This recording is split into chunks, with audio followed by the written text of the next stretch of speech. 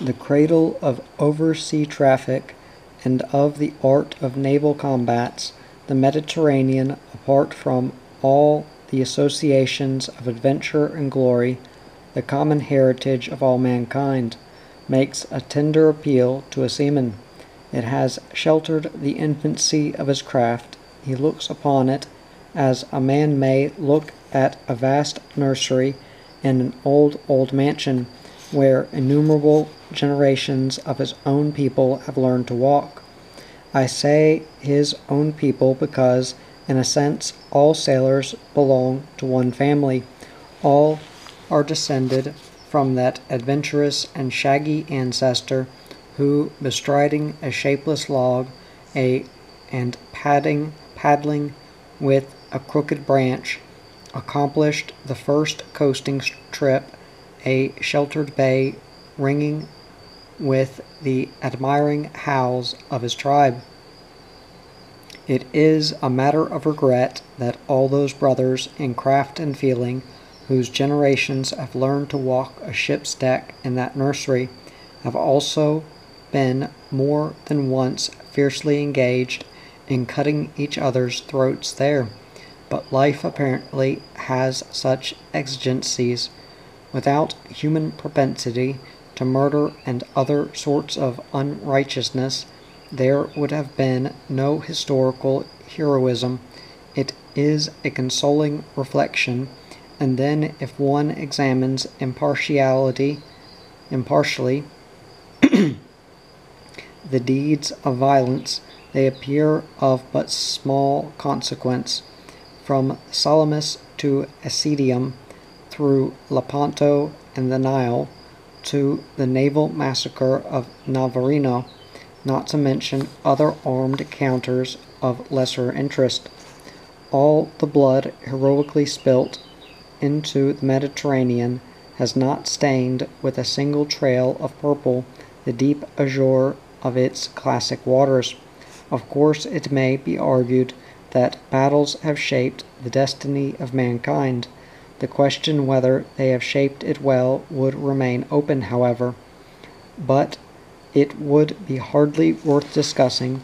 It is very probable that had the Battle of Salamis never been fought, the face of the world would have been much as we behold it now, fashioned by the mediocre inspiration of the short-sighted labors of men. From a long and miserable experience of suffering, injustice, disgrace, and aggression, the nations of the earth are mostly swayed by fear of the sort that a little cheap oratory turns easily to rage, hate, and violence. Innocent, guileless fear has been the cause of many wars. Not, of course, the fear of war itself, which, in the evolution of sentiments and ideas, has come to be regarded at last as a half-mystic and glorious ceremony.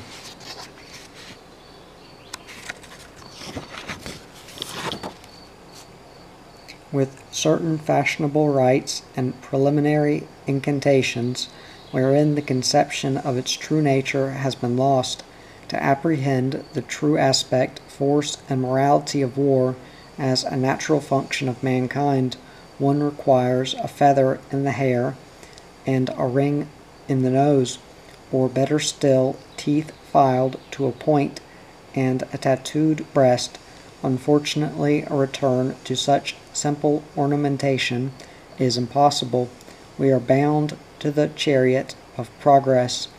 There is no going back, and as bad luck would have it, our civilization, which has done so much for the comfort and adornment of our bodies and the elevation of our minds, has made lawful killing frightfully and needlessly expensive. The whole question of improved armaments has been approached by the governments of the earth in a spirit of nervous and unreflecting haste, whereas the right way was lying plainly before them, and had only to be pursued with calm determination. The learned vigils and labors of a certain class of inventors should have been rewarded with honorable liberality as justice demanded, and the bodies of the inventors should have been blown to pieces by means of their own perfected explosives and improved weapons with extreme publicity, as the commonest prudence dictated. By this method the order of research in that direction would have been restrained without infringing the sacred privilege of science. For the lack of a little cool thinking in our guides and masters, this course has not been followed, and a beautiful simplicity has been sacrificed for no real advantage. A frugal mind cannot defend itself from considerable bitterness when reflecting that at the battle of Actium, which was fought for no less a stake than the dominion of the world, the fleet of Octavianus Caesar and the fleet of Antonius, including the Egyptian division of Cleopatra's galley with purple sails, probably cost less than 2 modern battleships, or, as the modern naval book jargon has it, 2 capital units, but no amount of lubberly book jargon can disguise a fact well calculated to afflict the soul of every sound economist. It is not likely that the Mediterranean will ever behold a battle with a greater issue, but when the time comes for another historical fight, its bottom will be enriched as never before by a quantity of jagged scrap iron paid for at pretty nearly its weight of gold by the deluded populations inhabiting the isles and continents of this planet. Happy he who, like Ulysses, has made an adventurous voyage, and there is no such sea for adventurous voyages as the Mediterranean, the inland sea which the ancients looked upon as so vast and so full of wonders, and indeed it was terrible and wonderful, for it is we alone who, swayed by the audacity of our minds and the tremors of our hearts, are the sole artisans of all the wonder and romance of the world. It was for the Mediterranean sailors that fair-haired sirens sang among the black rocks seething in white foam, and mysterious voices spoke in the darkness above the moving wave, voices menacing, seductive, or prophetic, like that voice heard at the beginning of the Christian era by the master of an African vessel in the Gulf of Sirte, whose calm nights are full of strange murmurs and flitting shadows. It called him by name, bidding him go and tell all men that the great god Pan was dead, but the great legend of the Mediterranean, the legend of traditional song and grave history, lives fascinating and immortal in our minds. The dark and fearful sea of the subtle Ulysses,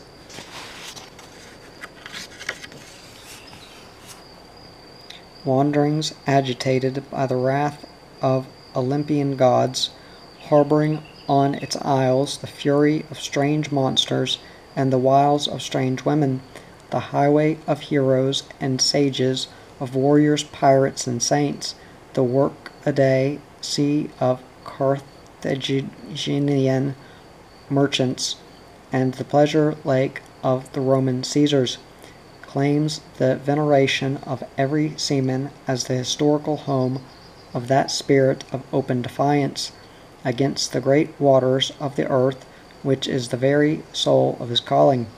Issuing thence to the west and south, as a youth leaves the shelter of his parental house, this spirit found the way to the Indies, discovered the coast of a new continent, and traversed at last the immensity of the great Pacific, rich in groups of islands, remote and mysterious, like the constellations of the sky. The first impulse of navigation took its visible form in that tireless basin freed from hidden shoals and treacherous currents, as if in tender regard for the infancy of the art. The steep shores of the Mediterranean favored the beginners in one of humanity's most daring enterprises, and the enchanting mind, sea of classic adventure, has led mankind gently from headland to headland, from bay to bay, from island to island, out into the promise of worldwide oceans beyond the Pillars of Hercules. The charm of the Mediterranean dwells in the unforgettable flavor of my early days, and to this hour this sea, upon which the Romans alone ruled without dispute, has kept for me the fascination of youthful romance. The very first Christmas night I ever spent away from land was employed in running before a gulf of Lyon's gale, which made the old ship groan in every timber as she skipped before it over the short seas until we brought her to, battered and out of breath, under the lee of Majorca, where the smooth water was torn by fierce catspaws under a very stormy sky. We, or rather they, for I had hardly had 2 glimpses of salt water in my life till then, kept her standing off and on all that day, while I listened for the first time, with the curiosity of my tender years, to the song of the wind in a ship's rigging. The monotonous and vibrating note was destined to grow into the intimacy of the heart, pass into blood and bone, accompany the thoughts and acts of 2 full decades, remain to haunt like a reproach the peace of the quiet fireside, and enter into the very texture of respectable dreams, dreamed safely under a roof of rafters and tiles. The wind was fair, but that day we ran no more. The thing, I will not call her a ship, twice in the same half hour leaked. She leaked fully, generously, overflowingly, all over like a basket. I took an enthusiastic part in the excitement caused by that last infirmity of noble ships, without concerning myself much with the why or the wherefore. The surmise of my maturer years is that, bored by her interminable life, the venerable antiquity was simply yawning with ennui at every seam. But at the time I did not know. I knew generally very little, and least of all what I was doing in that galère. I remember that, exactly as in the comedy of Molière, my uncle asked the precise question in the very words, not of my confidential valet, however, but across great distances of land, in a letter whose mocking but indulgent turn ill-concealed his almost paternal anxiety. I fancy I tried to convey to him my utterly unfounded impression that the West Indies awaited my coming. I had to go there. It was a sort of mystic conviction, something in the nature of a call, but it was difficult to state intelligibly the grounds of this belief to that man of rigorous logic, if of infinite charity.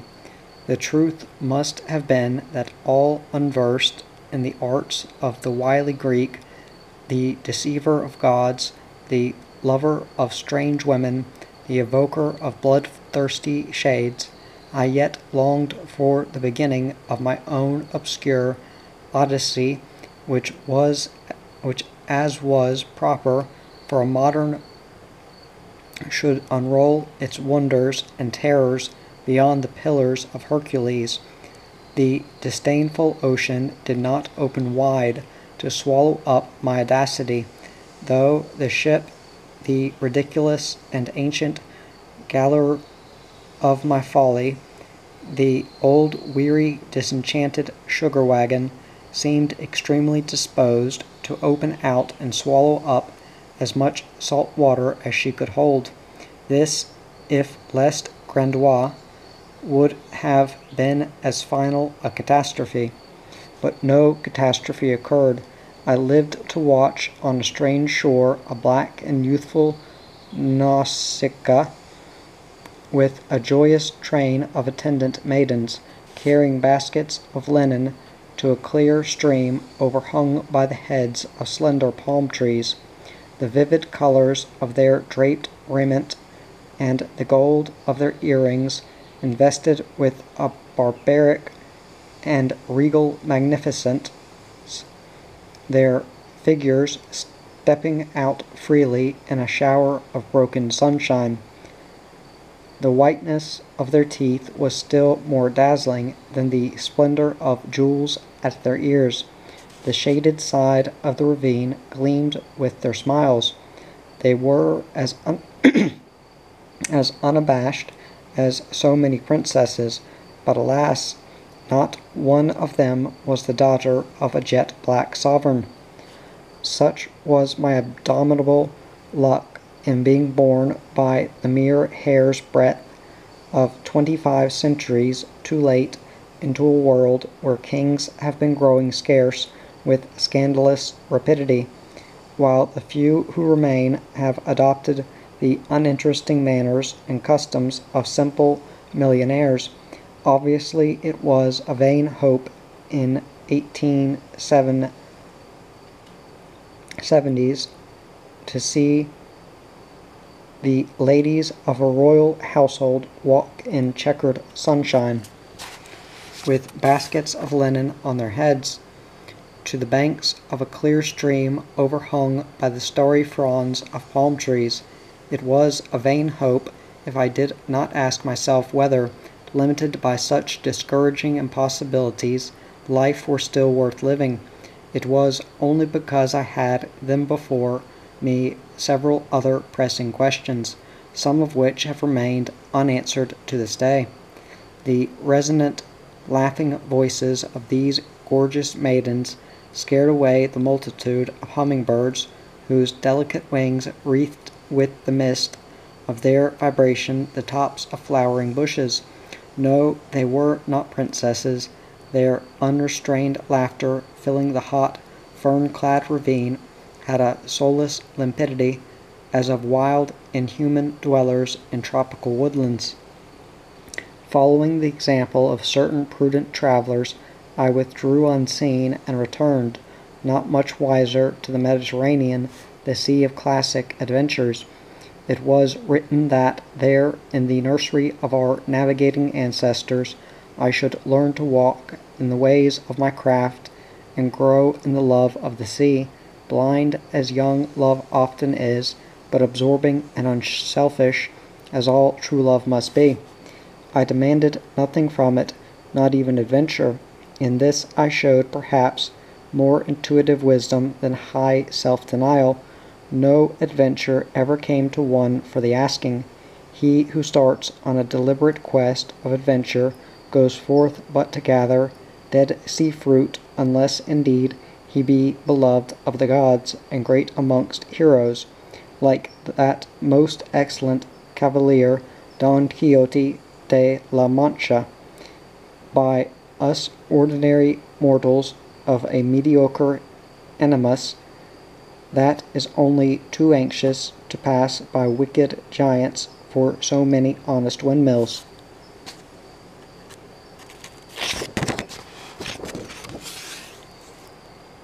Adventures are entertained like visiting angels.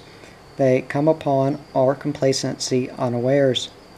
As unbidden guests are apt to do, they often come at inconvenient times, and we are glad to let them go unrecognized, without any acknowledgment of so high a favor, after many years on looking back from the middle turn of life's way at the events of the past, which, like a friendly crowd, seem to gaze sadly after us hastening towards the Cimmerian shore.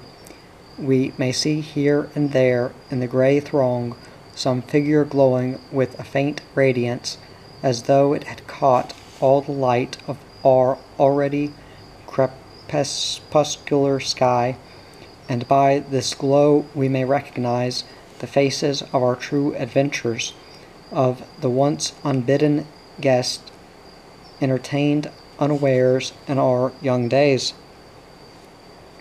If the, if the Mediterranean, the venerable and sometimes atrociously ill-tempered nurse of all navigators, was to rock my youth, the providing of the cradle necessary for that operation was entrusted by fate to the most casual assemblage of irresponsible young men, all however older than myself, who, as if drunk with providential sunshine, frittered life away in joyous levity on the model of Balzac's Histoire de Troyes, qualified by a dash of romance, de cap et de paix. She who was my cradle in those years had built on the river of Savona by a famous builder of boats, was rigged in Corsica by another good man, and was described on her papers as a tartane of 60 tons. In reality she was a true balancelle, with 2 short masts raking forward and 2 curved yards, each as long as her hull, a true child of the Latin lake, with a spread of 2 enormous sails resembling the pointed wings of a sea-bird's slender body, and herself like a bird indeed, skimming rather than sailing the seas. Her name was the Tremolina. How is this to be translated? The Quiverer. What a name to give the pluckiest little craft that ever dipped her sides in angry foam. I had felt her, it is true, trembling for nights and days together under my feet, but it was with the high-strung tenseness of her faithful courage. In her short but brilliant career she has taught me nothing, but she has given me everything. I owe to her the awakened love for the sea that, with the quivering of her swift little body and the humming of the wind under the foot of her latent sails, stole into my heart with a sort of gentle violence, and brought my imagination under its despotic sway. The Tremolino. To this day I cannot utter or even write that name without a strange tightening of the breast and the gasp of mingled delight and dread of one's first passionate experience. We formed, to use a term well understood nowadays in every social sphere, a syndicate owning the Tremolino, an international and astonishing syndicate, and we were all ardent royalists of the snow-white legitimist complexion. Heaven only knows why. In all associations of men there is generally one who, by the authority of age and of a more experienced wisdom, imparts a collective character to the whole set. If I mention that the oldest of us was very old, extremely old, nearly 30 years old, and that he used to declare with gallant carelessness, "I live by my sword," I think I have given enough information on the score of our collective wisdom. He was a North Carolinian gentleman, J.M.K.B. were the initials of his name, and he really did live by the sword, as far as I know. He died by it, too, later on, in a Balkanian squabble, in the cause of some Serbs or else Bulgarians,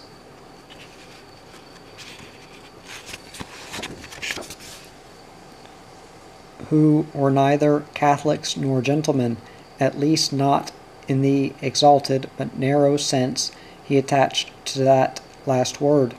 Poor J.M.K.B., American Catholic et gentil homme, as he was disposed to describe himself in moments of lofty expansion.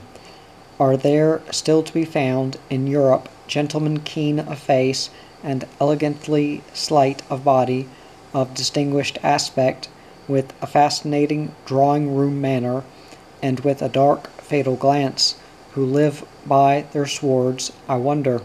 His family had been ruined in the Civil War, I fancy, and seems for a decade or so to have led a wandering life in the Old World. As to Henry C., the next in age and wisdom of our band, he had broken loose from the unyielding rigidity of his family, solidly rooted, if I remember rightly, in a well-to-do London suburb. On their respectable authority he introduced himself meekly to strangers as a black sheep. I have never seen a more guileless specimen of an outcast. Never, however, his people had the grace to send him a little money now and then. Enamored of the south of Provence, of its people, its life, its sunshine, and its poetry, narrow-chested, tall and short-sighted, he strode along the streets and the lanes, his long feet projecting far in advance of his body, and his white nose and gingery moustache buried in an open book, for he had the habit of reading as he walked. How he avoided falling into precipices, off the quays, or down staircases is a great mystery. The sides of his overcoat bulged out with pocket editions of various poets. When not engaged in reading Virgil, Homer, or Mistral, in parks, restaurants, streets, and such like public places, he indited sonnets in French, to the eyes, ears, chin, hair, and other visible perfections of a nymph called Thérèse, the daughter, honesty compels me to state, of a certain Madame Leonore, who kept a small cafe for sailors in one of the narrowest streets of the old town. No more charming face, clear-cut like an antique gem, and delicate in coloring like the petal of a flower, had ever been set on, alas, a somewhat squat body. He read his verses aloud to her in the very cafe with the innocence of a little child and the vanity of a poet. We followed him there willingly enough, if only to watch the divine Thérèse laugh under the vigilant black eyes of Madame Leonore, her mother. She laughed very prettily, not so much at the sonnets, which she could not but esteem, as at poor Henry's French accent, which was unique, resembling the warbling of birds, if birds ever warbled, with a stuttering nasal intonation. Our third partner was Roger P. de la S., the most Scandinavian-looking and provincial squires, fair and 6 feet high, as become a descendant of sea-roving Northmen, authoritative, incisive, wittily scornful, with a comedy in 3 acts in his pocket, and in his breast a heart blighted by a hopeless passion for his beautiful cousin, married to a wealthy hide and tallow merchant. He used to take us to lunch at their house without ceremony. I admired the good lady's sweet patience. The husband was a conciliatory soul, with a great fund of resignation, which he expended on Roger's friends.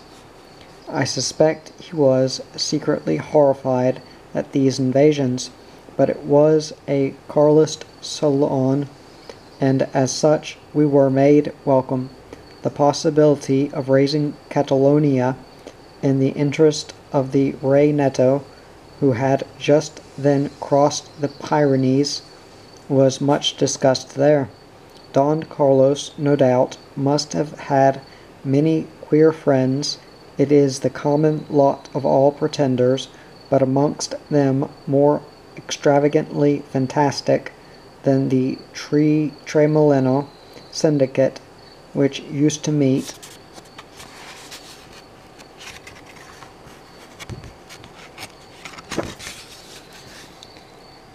in a tavern on the quays of the old port.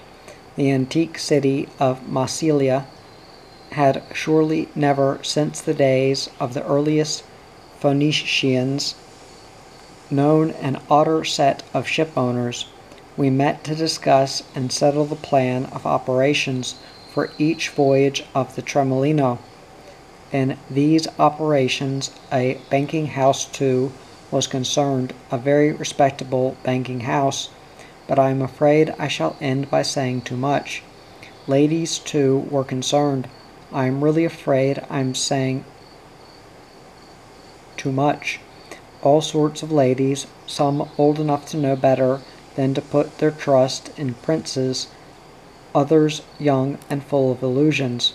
One of these last was extremely amusing in the imitations she gave us in confidence of various highly placed personages she was perpetually rushing off to Paris to interview in the interests of the cause. Poor Elleray!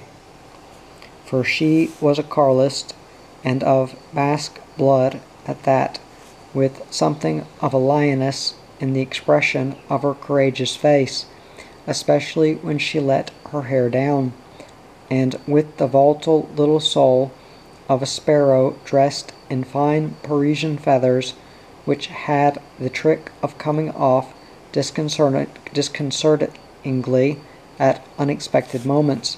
But her imitations of a Parisian personage very highly placed indeed, as she represented him standing in the corner of a room with his face to the wall, rubbing the back of his head and moaning helplessly, "Rita, you are the death of me," were enough to make one, if young and free from cares, split one's sides laughing. She had an uncle still living, a very effective Carlist too, the priest of a little mountain parish in Guipuzcoa, as the seagoing member of the syndicate, whose plans depended greatly on Dorothea Rita's information. I used to be charged with humbly affectionate messages for the old man. These messages I was supposed to deliver to the Aragonese muleteers, who were sure to await at certain times the Tremolino in the neighborhood of the Gulf of Rosas, for faithful transportation inland, together with the various unlawful goods landed secretly from under the Tremolino's hatches. Well now, I have really let out too much, as I feared I should in the end, as to the usual contents of my sea cradle. But let it stand, and if anybody remarks cynically that I must have been a promising infant in those days, let that stand too. I am concerned but for the good name of the Tremolino, and I affirm that a ship, if ever guiltless of the sins, transgressions, and follies of her men, it was not the Tremolino's fault that the syndicate depended so much on the wit and wisdom and the information of Donna Rita. She had taken a little furnished house on the Prado for the good of the cause. Poor Elleray! She was always taking little houses for somebody's good, for the sick or the sorry, for broken-down artists, cleaned-out gamblers, temporarily unlucky speculators, voix amis, old friends, as she used to explain apologetically with a shrug of her fine shoulders. Whether Don Carlos was one of the old friends, too, it's hard to say. More unlikely things have been heard of in smoking rooms. All I know is that one evening, entering incautiously, the salon of the little house just after the news of a considerable Carlist success had reached the faithful, I was seized round the neck and waist and whirled recklessly 3 times round the room, to the crash of unsetting furniture and the humming of a valse tune in a warm contralto voice. When released from the dizzy embrace, I sat down on the carpet, suddenly without affectation. In this unpretentious attitude, I became aware that J.M.K.B.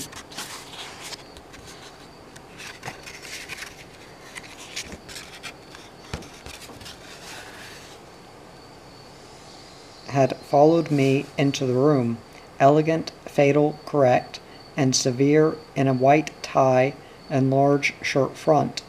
In answer to his politely sinister, prolonged glance of inquiry, I overheard Donna Rita murmuring, with some confusion and annoyance, "Vous êtes bête, mon cher, voyons qu'à n'a assoin conséquence." Well content in this case to be of no particular consequence. I had already about me the elements of some worldly sense, rearranging my collar, which, truth to say, ought to have been a round one above a short jacket, but was not, I observed felicitously that I had come to say good-bye, being ready to go off to sea that very night with the Tremolino. Our hostess, slightly panting, yet and just a shade dishevelled, turned tartly upon J.M.K.B., desiring to know when he would be ready to go off by the Tremolino, or in any other way, in order to join the royal headquarters. Did he intend, she asked ironically, to wait for the very eve of the entry into Madrid? Thus, by a judicious exercise of tact and asperity, we re-established the atmospheric equilibrium of the room long before I left them a little before midnight, now tenderly reconciled, to walk down to the harbor and hail the Tremolino by the usual soft whistle from the edge of the quay. It was our signal, invariably heard by the ever-watchful Dominic, the padrone. He would rise a lantern silently to light my steps along the narrow spring plank of our primitive gangway. "And so we are going off," he would murmur directly my foot touched the deck. I was the harbinger of sudden departures, but there was nothing in the world sudden enough to take Dominic unawares. His thick black moustaches, curled every morning with hot tongs by the barber at the corner of the quay, seemed to hide a perpetual smile, but nobody, I believe, had ever seen the true shape of his lips. From the slow, imperturbable gravity of that broad-chested man, you would think he had never smiled in his life. In his eyes lurked a look of perfectly remorseless irony, as though he had been provided with an extremely experienced soul, and the slightest distension of his nostrils would give to his bronzed face a look of extraordinary boldness. This was the only play of a feature of which he seemed capable, being a southerner of a concentrated, deliberate type. His ebony hair curled slightly on the temples. He may have been 40 years old, and he was a great voyager on the inland sea. Astute and ruthless, he could have rivaled in resource the unfortunate son of Laertes and Anticla. if he did not pit his craft and audacity against the very gods, it is only because the Olympian gods are dead. Certainly no woman could frighten him. A one-eyed giant would not have had the ghost of a chance against Dominic Cervoni of Corsica, not Ithaca, and no king, son of kings, but of very respectable family, authentic caporali, he affirmed. But that is as it may be. The caporali families date back to the 12th century.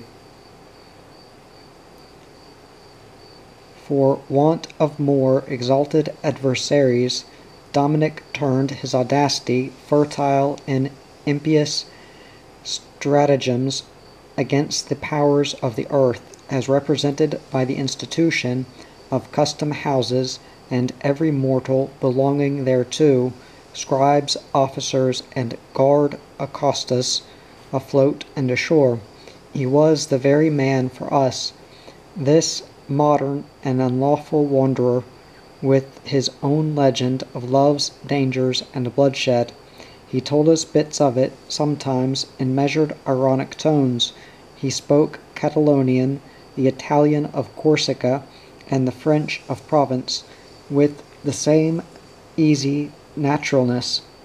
Dressed in shore togs, a white starched shirt, black jacket, and round hat, as I took him once to see Donna Rita. He was extremely presentable. He could make himself interesting by a tactful and rugged reserve set off by a grim, almost imperceptible playfulness of tone and manner. He had the physical assurance of strong-hearted men. After half an hour's interview in the dining-room, during which they got in touch with each other in an amazing way, Rita told us, in her best grande dame manner, Mais il est parfait, c'est homme. He was perfect. On board the Tremolino, wrapped up in a black caban, the picturesque cloak of Mediterranean seamen with those massive moustaches, and his remorseless eyes set off by the shadow of the deep hood, he looked piratical and monkish and darkly initiated into the most awful mysteries of the sea. Anyway, he was perfect, as Donna Rita had declared. The only thing unsatisfactory and even inexplicable about our Dominic was his nephew Caesar.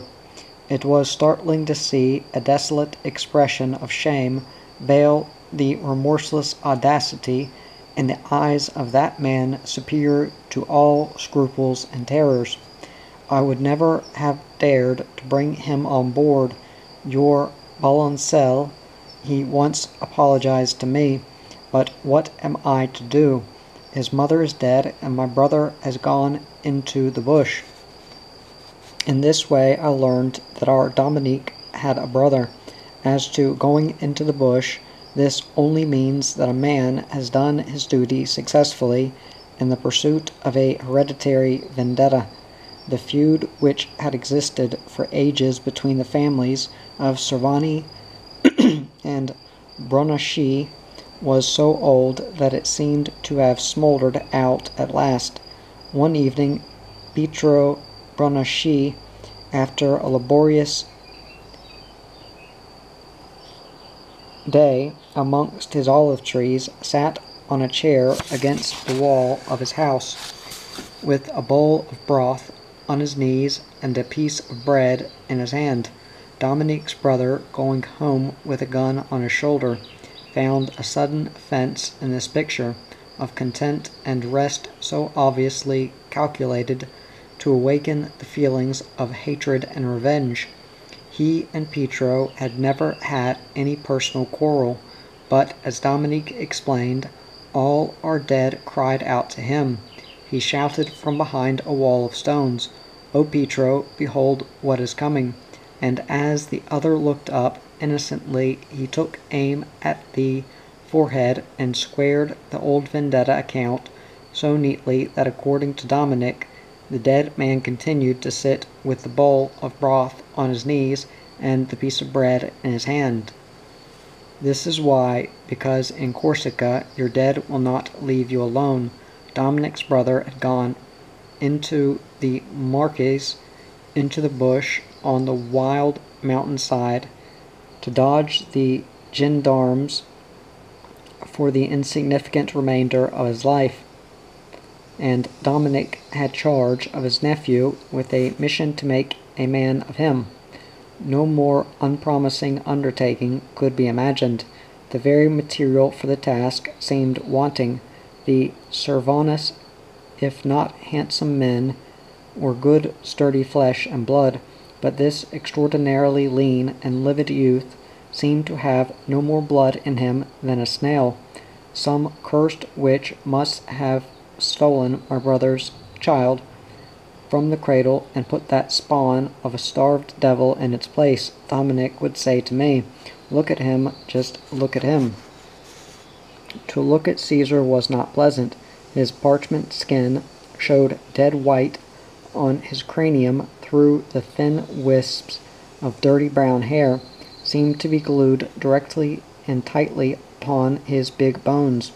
Without being in any way deformed, he was the nearest approach which I have ever seen or could imagine to what is commonly understood by the word monster.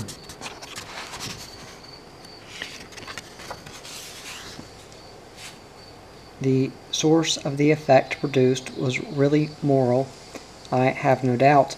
An utterly, hopelessly depraved nature was expressed in physical terms. That, taken each separately, had nothing positively startling. You imagined him clammily, cold to the touch, like a snake. The slightest reproof, the most mild and justifiable remonstrance, would be met by a resentful glare and an evil shrinking of his thin, dry upper lip, a snarl of hate to which he generally added the agreeable sound of grinding teeth. It was for this venomous performance, rather than for his lies, impudence, and laziness, that his uncle used to knock him down. It must not be imagined that it was anything in the nature of a brutal assault. Dominic's brawny arm would be seen describing deliberately an ample horizontal gesture, a dignified sweep, and Caesar would go over suddenly like a ninepin, which was funny to see. But once down, he would writhe on the deck, gnashing his teeth in impotent rage, which was pretty horrible to behold, and it also happened more than once that he would disappear completely, which was startling to observe. This is the exact truth. Before some of these majestic cuffs, Caesar would go down and vanish. He would vanish heels over head into open hatchways, into scuttles, behind up-ended casks, according to the place where he happened to come into contact with his uncle's mighty arm. Once it was in the old harbor just before the Tremolino's last voyage. He vanished thus overboard to my infinite consternation. Dominic and I had been talking business together aft, and Caesar had sneaked up behind us to listen, for amongst his other perfections he was a consummate eavesdropper and spy. At the sound of the heavy plop alongside, horror held me rooted to the spot, but Dominic stepped quietly to the rail and leaned over, waiting for his nephew's miserable head to bob up for the first time. "Oh, Caesar," he yelled contemptuously to the spluttering wretch. "Catch hold of that mooring hawser, charoned." He approached me to resume the interrupted conversation.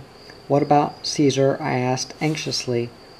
"Canalia, let him hang there," was his answer, and he went on talking over the business in hand calmly, while I tried vainly to dismiss from my mind the picture of Caesar steeped to the chin in the water of the old harbor, a decoction of centuries of marine refuse. I tried to dismiss it because the mere notion of that liquid made me feel very sick. Presently Dominic, hailing an idle boatman, directed him to go and fish his nephew out, and by Caesar appeared walking on board from the quay, shivering, streaming with filthy water, with bits of rotten straws in his hair, and a piece of dirty orange peel stranded on his shoulder. His teeth chattered, his yellow eyes squinted balefully at us as he passed forward. I thought it was my duty to remonstrate. "Why are you always knocking him about, Dominic?" I asked. Indeed, I felt convinced it was no earthly good, a sheer waste of muscular force. "I must try to make a man of him," Dominic answered hopelessly. I restrained the obvious retort that in this way he ran the risk of making, in the words of the immortal Mr. Montalini, a diminution damp, unpleasant corpse of him. "He wants to be a locksmith," burst out Cervoni. "To learn how to pick locks, I suppose," he added with sardonic bitterness. "Why not let him be a locksmith?" I ventured. "Who would teach him?" he cried. "Where could I leave him?" he asked, with a drop in his voice, and I had my first glimpse of genuine despair. "He steals, you know, alas, par la Madone. I believe he would put poison in your food and mine, the viper." He raised his face and both his clenched fists slowly to heaven. However, Caesar never dropped poison into our cups. One cannot be sure, but I fancy he went to work in another way. This voyage, of which the details need not be given, we had to range far afield for sufficient reasons, coming up from the south to end it with the important and really dangerous part of the scheme in hand. We found it necessary to look into Barcelona for certain definite information. This appears like running one's head into the very jaws of the lion, but in reality it was not so. We had one or two high, influential friends there, and many others humble but valuable because bought for good hard cash. We were in no danger of being molested indeed. The important information reached us promptly by the hands of a custom-house officer, who came on board full of showy zeal to poke an iron rod into the layer of oranges which made the visible part of our cargo in the hatchway. I forgot to mention before that the Tremolino was officially known as a fruit and cork wood trader. The zealous officer managed to slip a useful piece of paper into Dominic's hand as he went ashore, and a few hours afterwards, being off duty, he returned on board again, athirst for drinks and gratitude. He got both as a matter of course. While he sat sipping his liquor in the tiny cabin, Dominique plied him with questions as to the whereabouts of the guard acostas. The preventive service afloat was really the one for us to reckon with, and it was material for our success and safety to know the exact position of the patrol craft in the neighborhood. The news could not have been more favorable. The officer mentioned a small place on the coast some 12 miles off, where, unsuspicious and unready, she was lying at anchor, with her sails unbent, painting yards and scraping spars. Then he left us after the usual compliments, smirking reassuringly over his shoulder. I had kept below pretty close all day from excess of prudence. The stake played on that trip was big. "We are ready to go at once, but for Caesar, who has been missing ever since breakfast," announced Dominic to me in his slow, grim way. Where the fellow has gone, and why, we could not imagine. The usual surmises in the case of a missing seaman did not apply to Caesar's absence. He was too odious for love, friendship, gambling, or even casual intercourse. But once or twice he had wandered away like this before. Dominic went ashore to look for him, but returned at the end of 2 hours alone and very angry, as I could see by the token of the invisible smile under his moustache being intensified. We wondered what had become of the wretch, and made a hurried investigation amongst our portable property. He had stolen nothing. He will be back before long, I said confidently. 10 minutes afterwards, one of the men on deck called out loudly. I could see him coming. Caesar had only his shirt and trousers on. He had sold his coat, apparently, for pocket money. "You knave," was all Dominic said, with a terrible softness of voice. He restrained his choler for a time.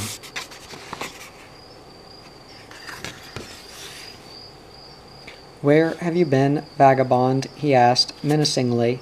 Nothing would induce Caesar to answer that question. It was as if even disdained to lie. He faced us, drawing back his lips and gnashing his teeth, and did not shrink an inch before the sweep of Dominic's arm.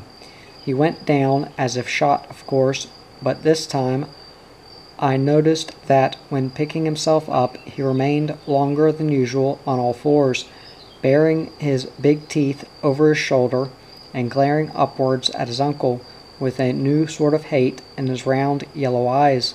That permanent sentiment seemed pointed at that moment by a special malice and curiosity. I became quite interested. If he ever manages to put poison in the dishes, I thought to myself, this is how he will look at us as we sit at our meal. But I did not, of course, believe for a moment that he would ever put poison in our food. He ate the same things himself. Moreover, he had no poison, and I could not imagine a human being so blinded by cupidity as to sell poison to such an atrocious creature. We slipped out to sea quietly at dusk, and all through the night everything went well. The breeze was gusty, a southerly blow was making up. It was fair wind for our course. Now and then Dominic slowly and rhythmically struck his hands together a few times, as if applauding the performance of the tremolino. The balancelle hummed and quivered as she flew along, dancing lightly under our feet. At daybreak I pointed out to Dominic, amongst the several sail in view running before the gathering storm, one particular vessel. The press of canvas she carried made her loom up high, end on, like a grey column standing motionless directly in our wake. "Look at this fellow, Dominic," I said. "He seems to be in a hurry."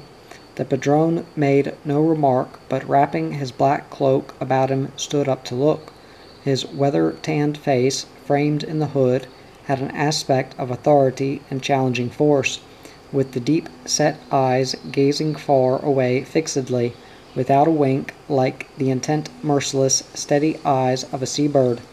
"Ci è piano, va sano," he remarked at last, with a derisive glance over the side, in ironic allusion to our own tremendous speed. The tremolino was doing her best, and seemed hardly to touch the great burst of foam over which she darted. I crouched down again to get some shelter from the low bulwark. After more than half an hour of swaying immobility, expressing a concentrated, breathless watchfulness, Dominique sank on the deck by my side. Within the monkish cowl his eyes gleamed with a fierce expression which surprised me. All he said was, "He has come out here to wash the new paint off his yards, I suppose." "What?" I shouted, getting up on my knees. "Is she the guardacosta?" The perpetual suggestion of a smile under Dominic's piratical moustaches seemed to become more accentuated, quite real, grim, actually almost visible through the wet and uncurled hair. Judging by that symptom, he must have been in a towering rage, but I could also see that he was puzzled, and that discovery affected me disagreeably. Dominique puzzled. For a long time, leaning against the bulwark, I gazed over the stern at the gray column that seemed to stand swaying slightly in our wake, always at the same distance. Meanwhile Dominic, black and cowed, sat cross-legged on the deck, with his back to the wind, recalling vaguely an Arab chief in his burnous sitting on the sand. Above his motionless figure, the little cord and tassel on the stiff point of the hood swung about inanely in the gale. At last I gave up facing the wind and rain and crouched down by his side. I was satisfied that the sail was a patrol craft. Her presence was not a thing to talk about, but soon, between two clouds charged with hail showers, a gleam of sunshine fell upon her sails, and our men discovered her character for themselves. From that moment I noticed that they seemed to take no heed of each other or of anything else. They could spare no eyes and no thought but for the slight column shape astern of us. Its swaying had become perceptible. For a moment she remained dazzlingly white, then faded away slowly to nothing in a squall, only to reappear again, nearly black, resembling a post stuck upright against the slaty background of solid cloud. Since first noticed, she had not gained on us a foot. "She will never catch the Tremolino," I said, exultingly. Dominic did not look at me. He remarked absently but justly that the heavy weather was in our pursuer's favor. She was 3 times our size.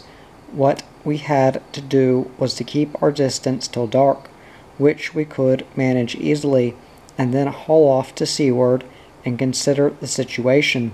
But his thoughts seemed to stumble in the darkness of some not-solved enigma, and soon he fell silent. We ran steadily, wing and wing. Cape San Sebastian, nearly ahead, seemed to recede from us in the squalls of rain and come out again to meet a rush, every time more distinct between the showers. For my part, I was by no means certain that this Gabelou, as our men alluded to her opprobriously, was after us at all.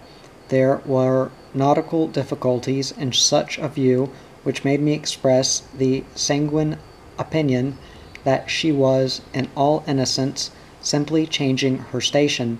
At this Dominique condescended to turn his head. "I tell you she is in chase," he affirmed moodily after one short glance astern. I never doubted his opinion, but with all the ardor of a neophyte and the pride of an apt learner, I was at that time a great nautical casuist. "What I can't understand," I insisted subtly, "is how on earth with this wind she had managed to be just where she was when we first made her out. It is clear that she could not and did not gain 12 miles on us during the night, and there are other impossibilities."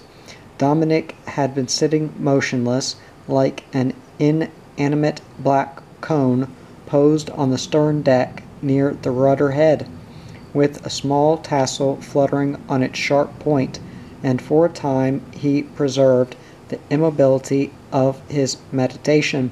Then, bending over with a short laugh, he gave my ear the bitter fruit of it. He understood everything now perfectly. She was where we had seen her first, not because she had caught us up, but because we had passed her during the night, while she was already waiting for us, hove to, most likely, on our very track. "Do you understand already?" Dominique muttered in a fierce undertone. "Already. You know we left a good 8 hours before we were expected to leave. Otherwise, she would have been in time to lie in wait for us on the other side of the cape. And he snapped his teeth like a wolf close to my face, and she would have had us like that.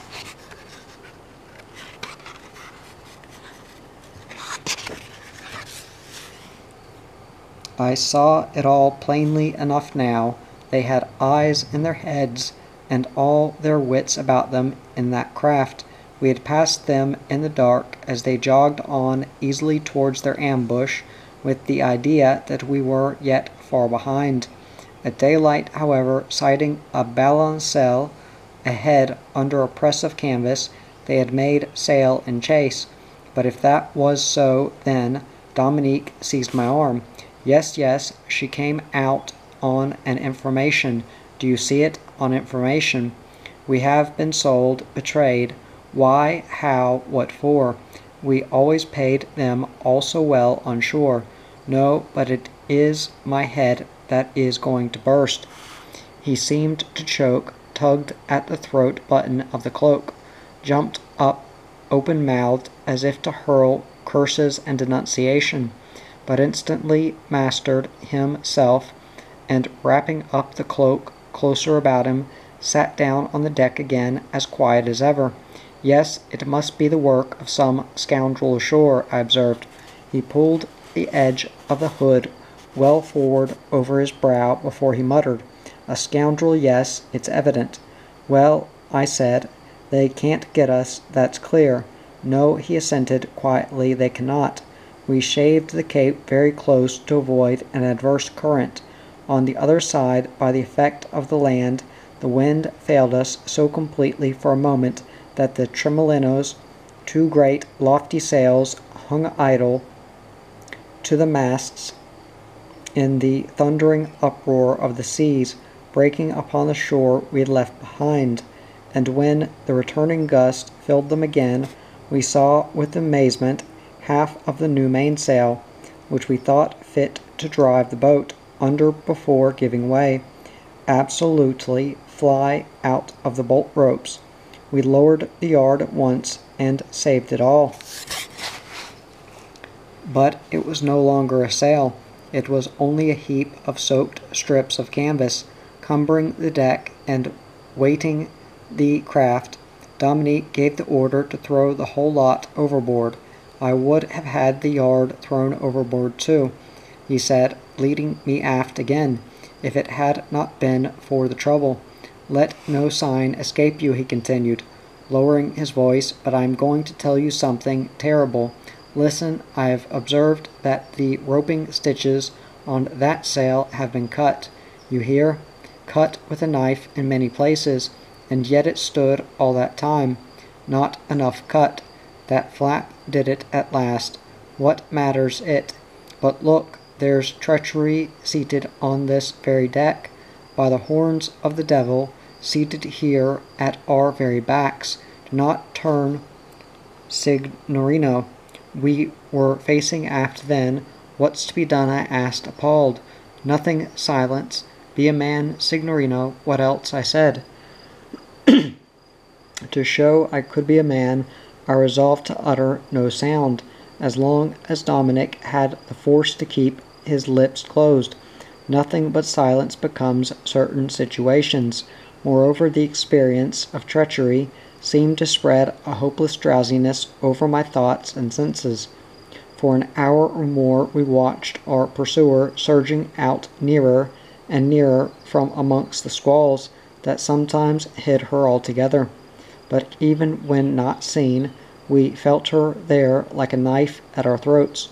She gained on us frightfully, and the Tremolino, in a fierce breeze and in much smoother water, swung uneasily under her one sail, with something appallingly careless in the joyous freedom of her motion. Another half-hour went by. I could not stand it any longer.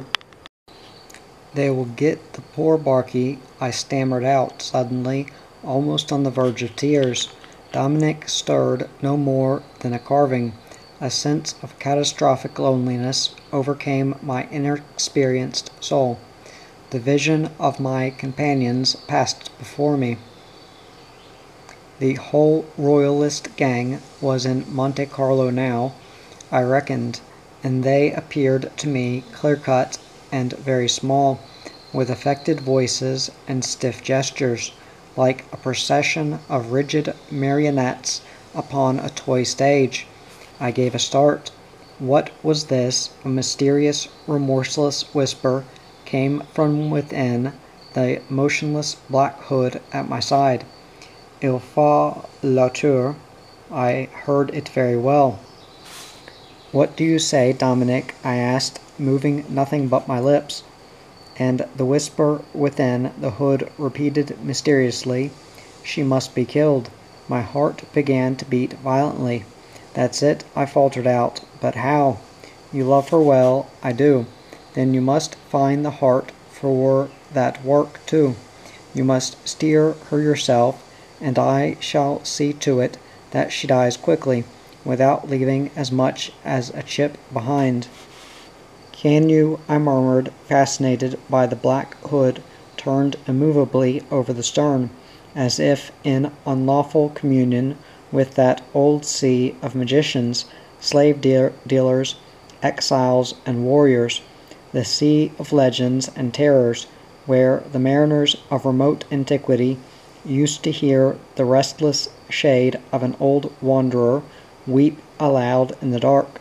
I know a rock, whispered the initiated voice within the hood secretly, but caution, it must be done before our men perceive what we are about. Whom can we trust now? A knife drawn across the fore halyards would bring the foresail down, and put an end to our liberty in 12 minutes. And the best of our men may be afraid of drowning. There is our little lifeboat. But in an affair like this, no one can be sure of being saved. The voice ceased.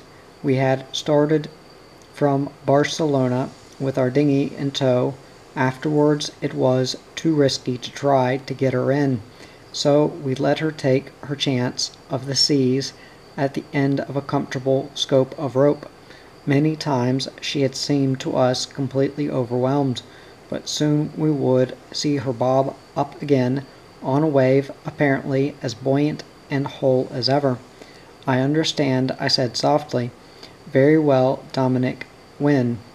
Not yet. We must get a little more in first, answered the voice from the hood in a ghostly murmur. It was settled. I had now the courage to turn about. Our men crouched about the decks, here and there, with anxious, crestfallen faces. All turned one way to watch the chaser.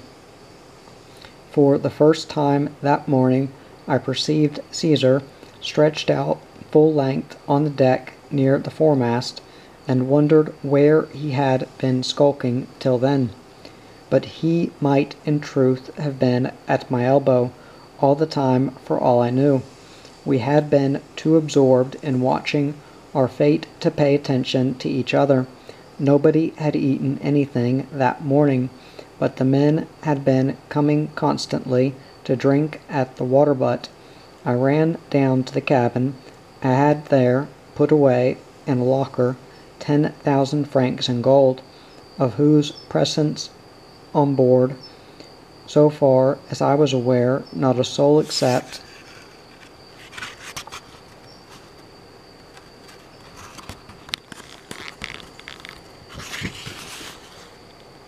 Dominic had the slightest inkling.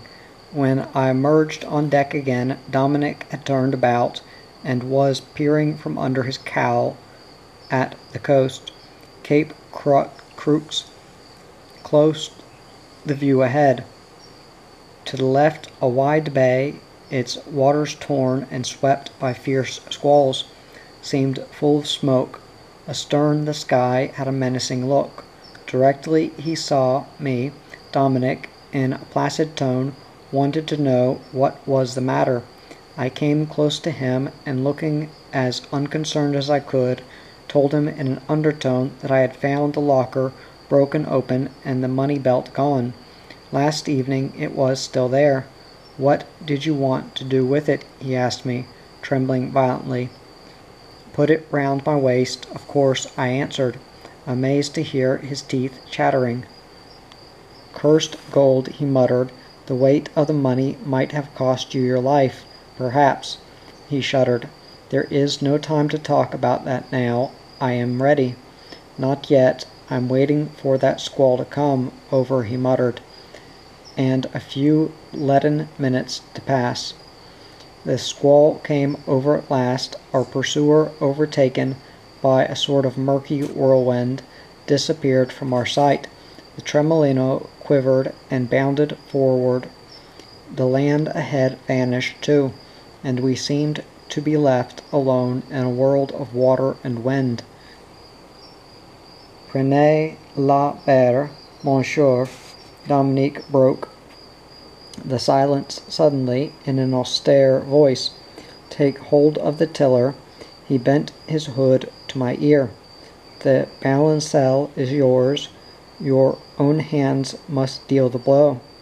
I have yet another piece of work to do," he spoke up loudly to the man who steered. "Let the signorino take the tiller, and you with the others stand by to haul the boat alongside quickly at the word." The man obeyed, surprised but silent. The others stirred and pricked up their ears at this. I heard their murmurs. "What now? Are we going to run in somewhere and take to our heels? The padrone knows what he is doing." Dominic went forward. He paused to look down at Caesar, who, as I have said before, was lying full length face down by the foremast. Then he stopped over him and dived out of my sight under the foresail. I saw nothing ahead. It was impossible for me to see anything except the foresail open and still, like a great shadowy wing. But Dominic had his bearings. His voice came to me from forward in a just audible cry. "Now, signorino." I bore on the tiller, as instructed before. Again I heard him faintly, and then I had only to hold her straight. No ship ran so joyously to her death before. She rose and fell as if floating in space, and darted forward, whizzing like an arrow. Dominic, stooping under the foot of the foresail, reappeared and stood steadying himself against the mast, with a raised forefinger in an attitude of expectant attention. A second before the shock, his arm fell down by his side. At that I set my teeth, and then— talk of splintered planks and smashed timbers. This shipwreck lies upon my soul with the dread and horrible of a homicide, with the unforgettable remorse of having crushed a living, faithful heart at a single blow. At one moment the rush and the soaring swing of speed, the next a crash and death, stillness, a moment of horrible immobility, with the song of the wind changed to a strident wail, with the heavy waters boiling up, menacing and sluggish around the corpse.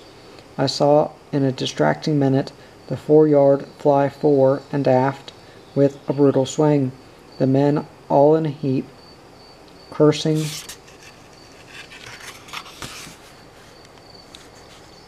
with fear and hauling frantically at the line of the boat. With a strange welcoming of the familiar, I also saw Caesar amongst them, and recognized Dominic's old, well-known, effective gesture, a horizontal sweep of his powerful arm. I recollect distinctly saying to myself, "Caesar must go down, of course," and then, as I was scrambling on all fours, the swinging tiller I had let go caught me a crack under the ear, and knocked me over senseless. I don't think I was actually unconscious for more than a few minutes, but when I came to myself, the dinghy was driving before the wind into the sheltered cove, 2 men just keeping her straight with their oars. Dominic, with his arm around my shoulders, supported me in the stern sheets. We landed in a familiar part of the country. Dominic took took one of the boat's oars with him. I suppose he was thinking of the stream we would have presently to cross, on which there was a miserable specimen of a punt, often robbed of its pole. But first of all we had to ascend the ridge of land at the back of the cape. He helped me up. I was dizzy. My head felt very large and heavy. At the top of the ascent I clung to him, and we stopped to rest. To the right, below us, the wide, smoky bay was empty. Dominic had kept his word.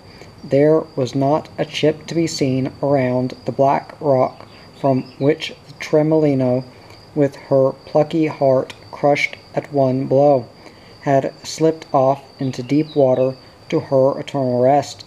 The vastness of the open sea was smothered in driving mist, and in the center of the thinning squall, phantom Guardacosta dashed on, still chasing to the northward. Our men were already descending the reverse slope to look for that punt which we knew from experience was not always to be found easily. I looked after them with dazed, misty eyes. 1, 2, 3, 4. Dominic, where's Caesar? I cried. As if repulsing the very sound of the name, the padrone made that ample, sweeping, knocking down gesture. I stepped back a pace and stared at him fearfully. His open shirt uncovered his muscular neck and the thick hair on his chest. He planted the oar upright in the soft soil, and rolling up slowly his right sleeve, extended the bare arm before my face. This he began with an extreme deliberation, whose superhuman restraint vibrated with the suppressed violence of his feelings. It is the arm which delivered the blow. I am afraid it is your own gold that did the rest. I forgot all about your money. He clasped his hands together in sudden distress. I forgot, he repeated disconsolately. Caesar stole the belt. I stammered out, bewildered. And who else? Canalia? He must have been spying on you for days, and he did the whole thing, absent all day in Barcelona, traditor. Sold his jacket to hire a horse. Ha ha, a good affair. I tell you it was he who set him at us. Dominic pointed at sea, where the Guardacosta was a mere dark speck. His chin dropped on his breast. On information he murmured in a gloomy voice, a Cervoni. Oh, my poor brother. And you drowned him, I said feebly. I struck once, and the wretch went down like a stone with the gold. Yes, but he had time to read in my eyes that nothing could save him while I was alive.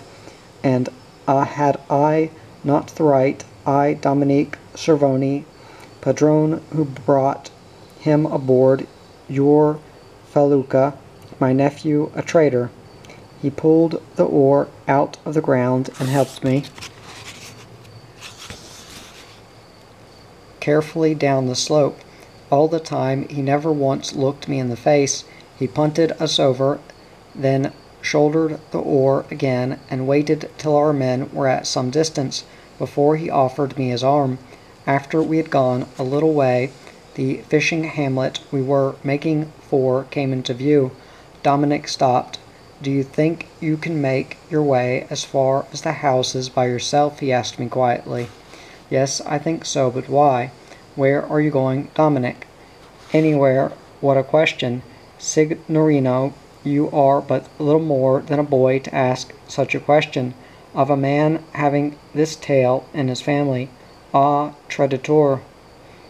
What made me ever own that spawn of a hungry devil for our own blood? Thief, cheat, coward, liar, other men can deal with that, but I was made his uncle, and so I wish he had poisoned me, Charon. But this, that I, a confidential man and a Corsican, should have to ask your pardon for bringing on board your vessel, of which I was padrone, a Servoni, who has betrayed you, a traitor, that is too much. It is too much. Well, I beg your pardon, and you may spit in Dominique's face, because a traitor of our blood taints us all. A theft may be made good between men, a lie may be set right, a death avenged, but what can one do to atone for a treachery like this? Nothing. He turned and walked away from me along the bank of the stream, flourishing a vengeful arm and repeating to himself slowly, with savage emphasis, "Ah, Canil, Canil, Cananil." He left me there trembling with weakness and mute with awe.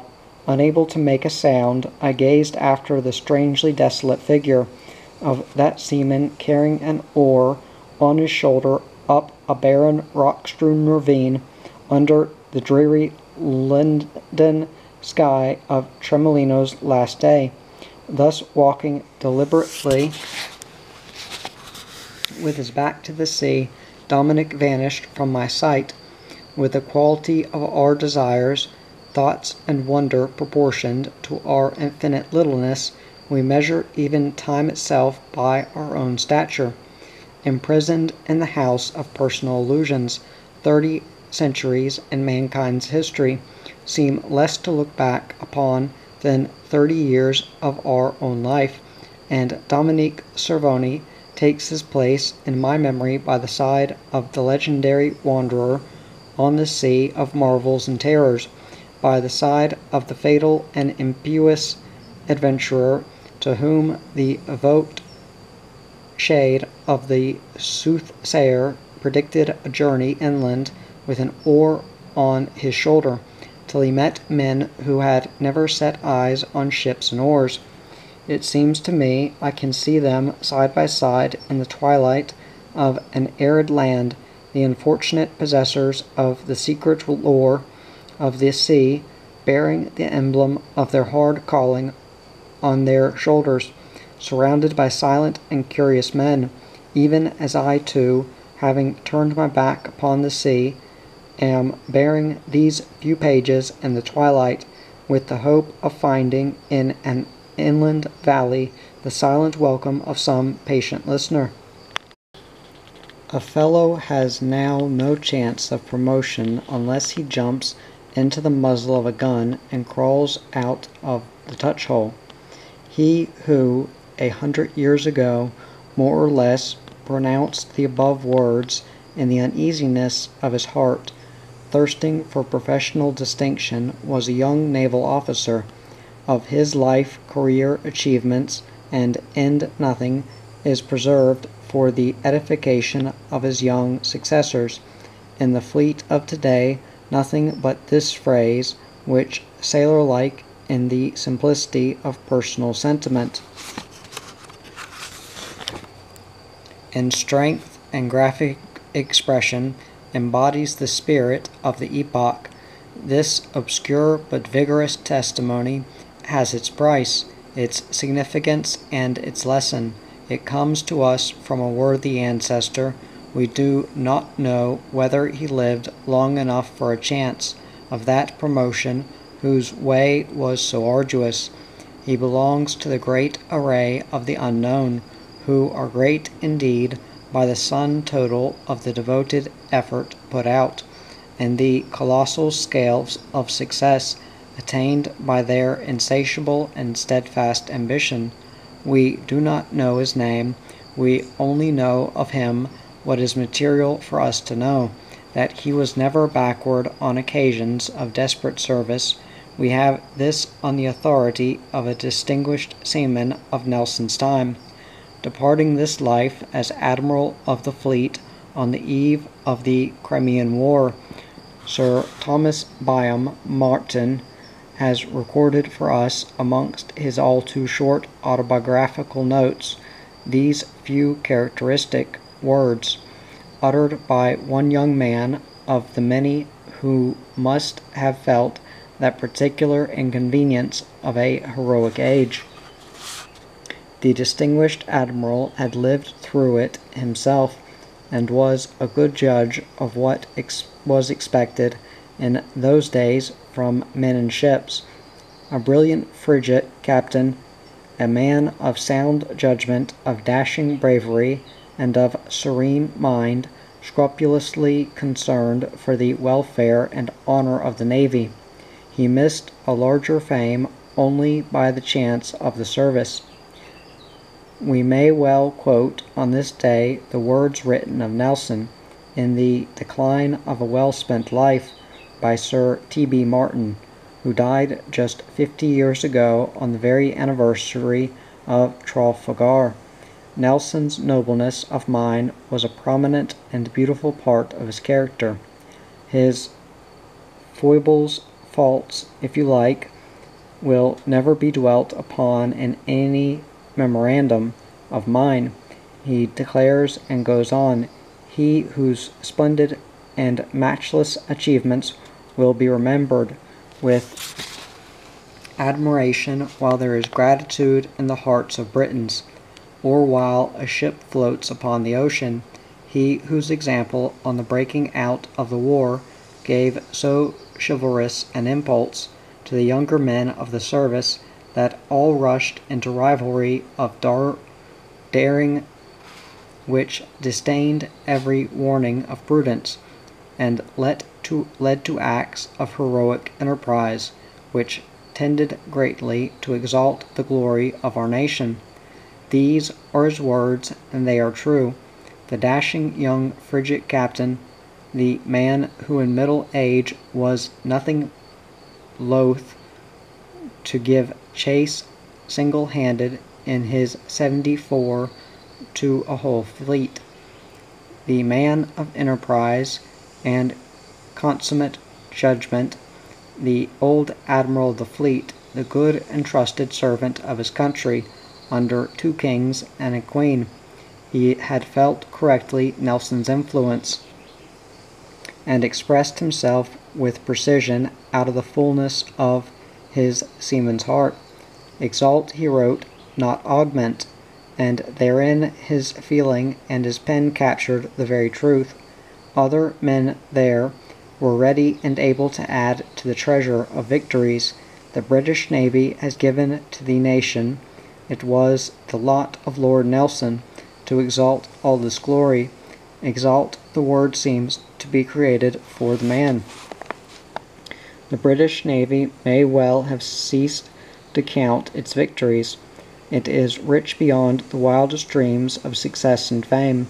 It may well rather, on a culminating day of its history, cast about for the memory of some reverses to appease the jealous fates which attend the prosperity and triumphs of a nation.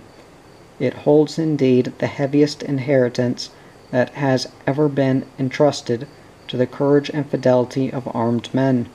It is too great for mere pride. It should make the seamen of today humble in the secret of their hearts.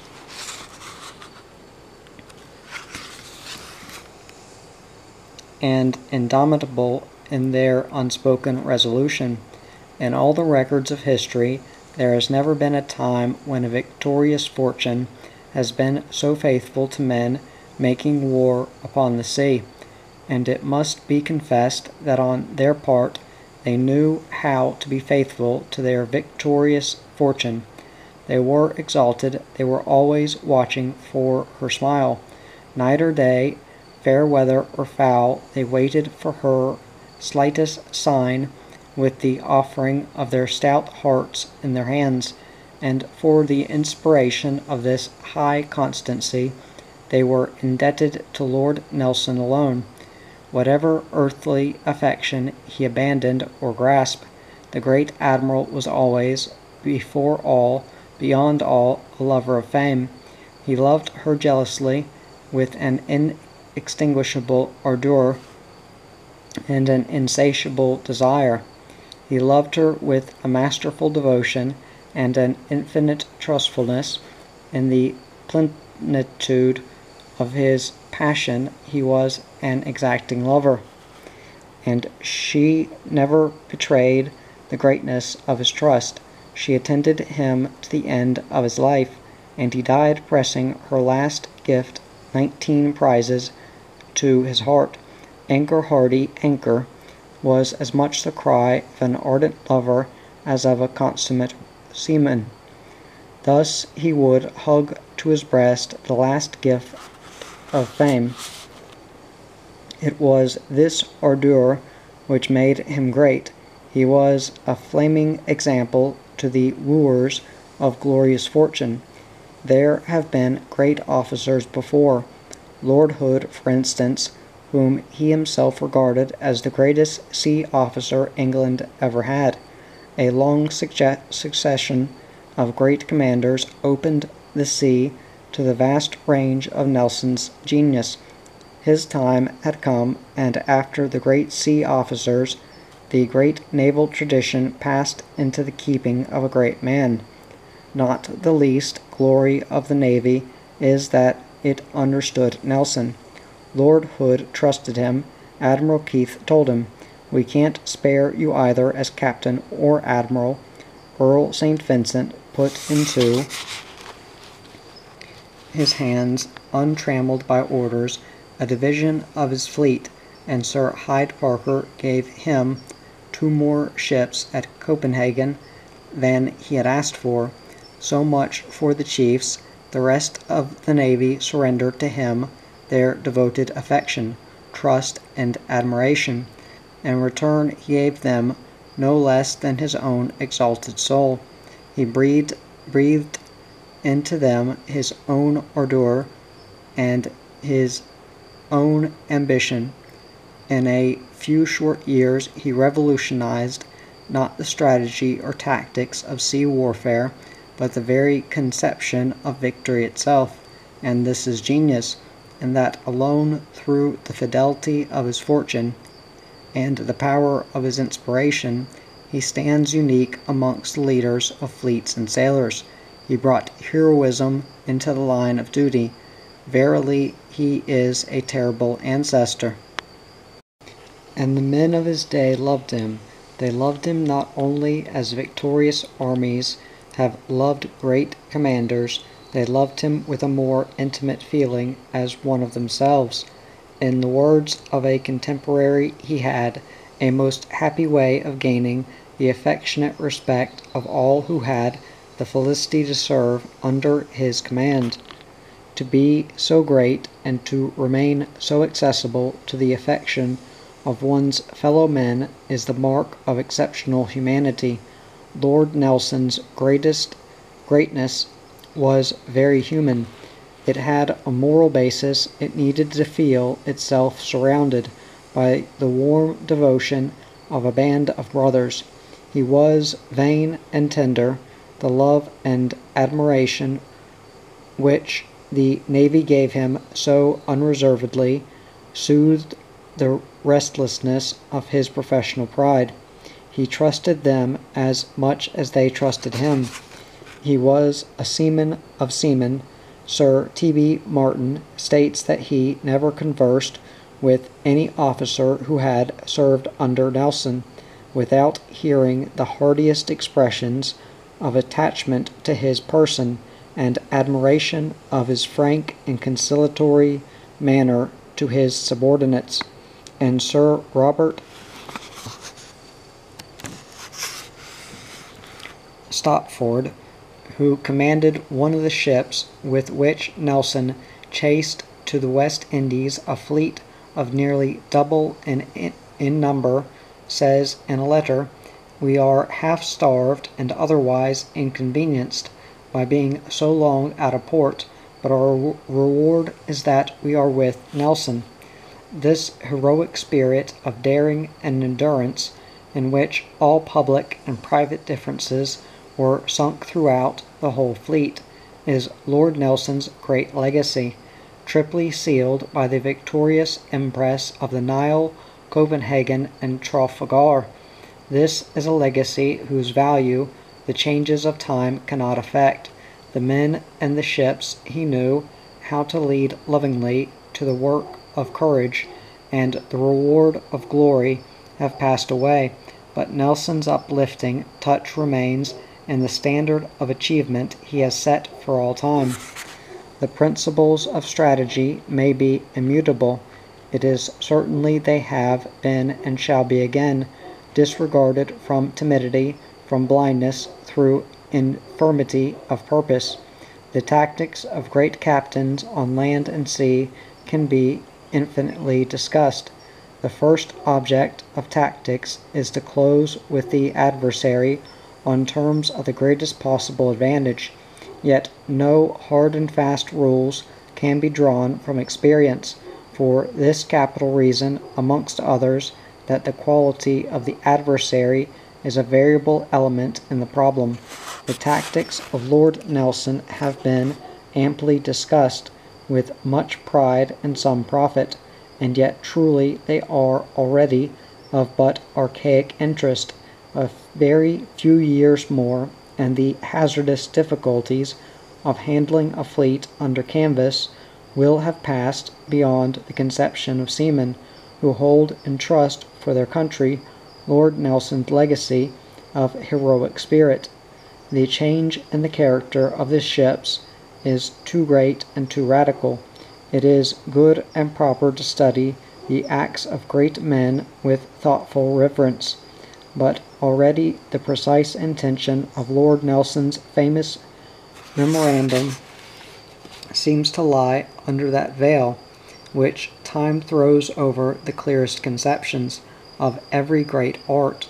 It must not be forgotten that this was the first time when Nelson, commanding-in-chief, had his opponents under way, the first time and the last he had lived. Had there been other fleets left to oppose him, we would, perhaps, have learned something more of his greatness as a sea officer. Nothing could have been added to his greatness as a leader. All that can be affirmed is that on no other day of his short and glorious career was Lord Nelson more splendidly true to his genius and to his country's fortune. And yet the fact remains that had the wind failed and the fleet lost steerage way, or worse still, had it been taken aback from the eastward with its leaders within short range of the enemy's guns, nothing, it seems, could have saved the headmost ships from capture or destruction. No skill of a great sea officer would have availed in such a contingency. Lord Nelson was more than that, and his genius would have remained undiminished by defeat, but obviously tactics, which are so much at the mercy of irremediable accident, must seem to a modern seaman a poor matter of study. The commander-in-chief in the great fleet action that will take its place next to the Battle of Trafalgar in the history of the British Navy will have no such anxiety, and will feel the weight of no such dependence. For 100 years now, no British fleet has engaged the enemy in a line of battle. 100 years is a long time, but the difference of modern conditions is enormous. The Gulf is great. Had the last great fight of the English Navy been that of the 1st of June, for instance, had there been no Nelson's victories, it would have been well nigh impassable. The great admiral's slight and passion-worn figure stands at the parting of the ways.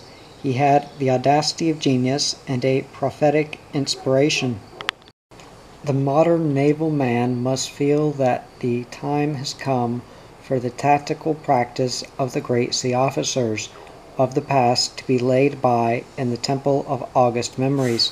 The fleet tactics of the sailing days have been governed by 2 points: the deadly nature of a raking fire, and the dread natural to a commander dependent upon the winds, to find at some crucial moment part of his fleet thrown hopelessly to leeward.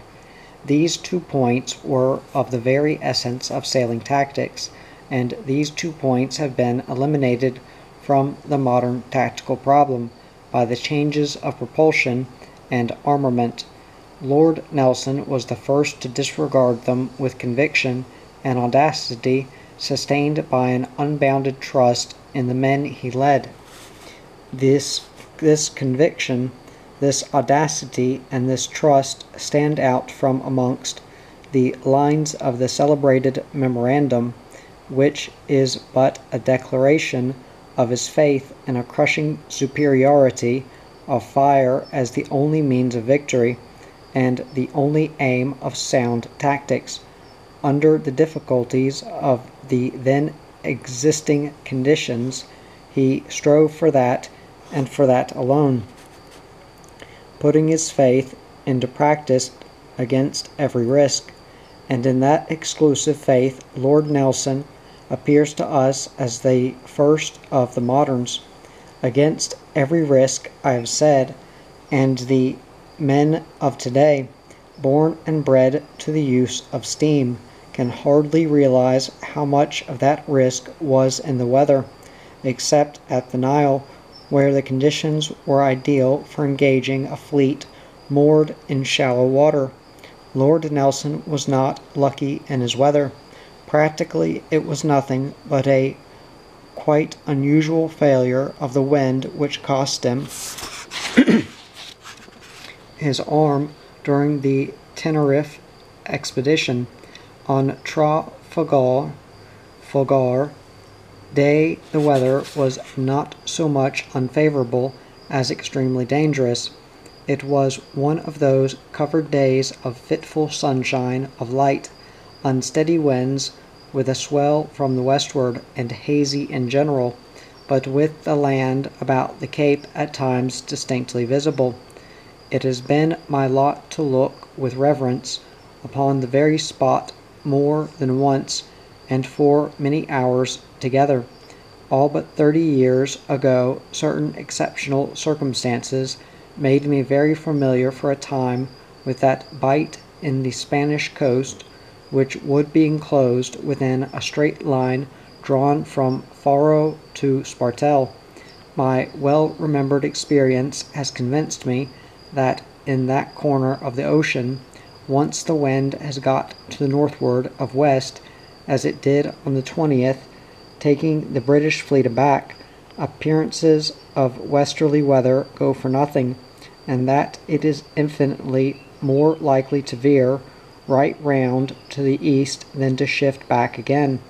It was in those conditions that at 7 on the morning of the 21st, a signal for the fleet to bear up and steer east was made. Holding a clear recollection of these languid easterly sighs, rippling unexpectedly against the run of the smooth swell, with no other warning than a 10 minutes calm, and a queer darkening of the coastline, I cannot think, without a gasp of professional awe, of that fateful moment, perhaps personal experience, at a time of life when responsibility had a special freshness and importance, has induced me to exaggerate to myself the danger of the weather. The great admiral and good seaman could read aright the signs of sea and sky, as his order to prepare to anchor at the end of the day sufficiently proves, but all the same the mere idea of these baffling easterly airs coming on at any time within half an hour or so after the firing of the first shot is enough to take one's breath away, with the image of the rearmost ships of both divisions falling off unmanageable broadside on to the westerly swell, and of 2 British admirals in desperate jeopardy.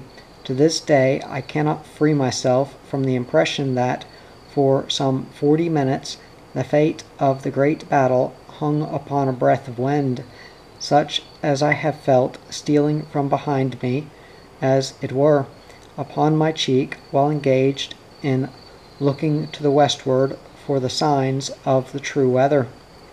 Never more shall British seamen going into action have to trust the success of their valor to a breath of wind. The god of gales and battles, favoring her arms to the last, has let the son of England's sailing fleet and of its greatest master set in unclouded glory. And now the old ships and their men are gone, the new ships and the new men, many of them bearing the old auspicious names, have taken up their watch on the stern and impartial sea, which offers no opportunities but to those who know how to grasp them with a ready hand and undaunted heart. This the Navy of the 20 Years' War knew well how to do, and never better than when Lord Nelson had breathed into its soul his own passion of honor and fame. It was a fortunate navy. Its victories were no mere smashing of helpless ships and massacres of cowed men. It was spared that cruel favor for which no brave heart had ever prayed. It was fortunate in its adversaries. I say adversaries, for on recalling such proud memories we should avoid the word enemies, whose hostile sound perpetuates the antagonisms and strife of nations, so irredeemable, perhaps so fateful, and also so vain. War is one of the gifts of life, but alas, no war appears so very necessary when time has laid its soothing hand upon the passionate misunderstandings and the passionate desires of great peoples. Le temps, as a distinguished Frenchman has said, est un galant homme. He fosters the spirit of concord and justice, in whose work there is as much glory to be reaped as in the deeds of arms.